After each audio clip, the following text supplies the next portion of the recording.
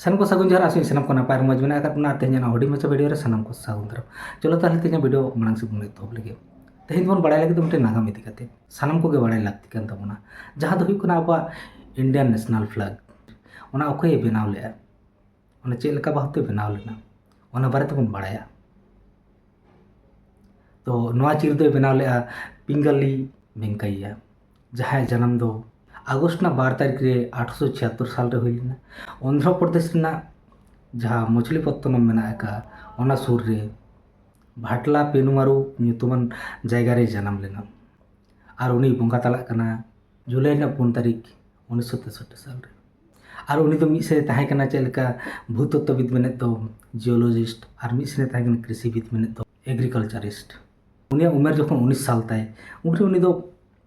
Indian British army रे select लेना as a soldier हिसाब ते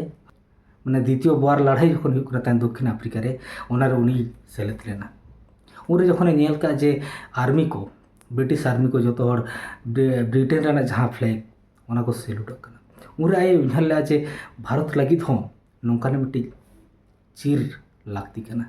जहाँ भारत दिसम हर ओना को सेल्यूट कोलकाता रे जखन कांग्रेस अधिवेशन था 1906 साल रे फ्लैग डिजाइन आरे विरोधिता जे इंग्रेजा फ्लैग अब बाबू रखबा मन आयमा संगठन आको आको लकाते चीर को राकाबेदा तहन इंग्रेजा चीर बागी कते 1 अप्रैल 1921 साल रे जखन विजयवाड़ा चला महात्मा गांधी उन रे पिंगली वेंकैया आज मिटांग आया नक्शा उनी एमावाया ताले ओना पेया दागना जहाँ चीर ओना कांग्रेस को 1921 साल खन आको जहाँ तीना अधिवेशन हुई तक जहाँ तीना प्रोग्राम हुई तक जो तरह ओना चीर को रकाब तहन नौका नौकाते सेटरोआ 1947 ना जुलाई चांदो 22 तारीख अंडे नितों जहाँ फ्लैग बन नामेआ नेशनल फ्लैग तबन जहाँ नेशनल चीर तबन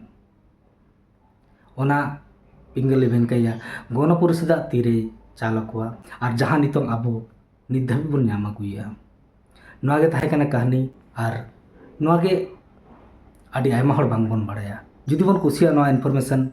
ताले लाइक कमेंट शेयर दो आलो हिड़िन तबना और जुदी बन मनेया जे नोकान वीडियो और बन नेला ताले सब्सक्राइब पे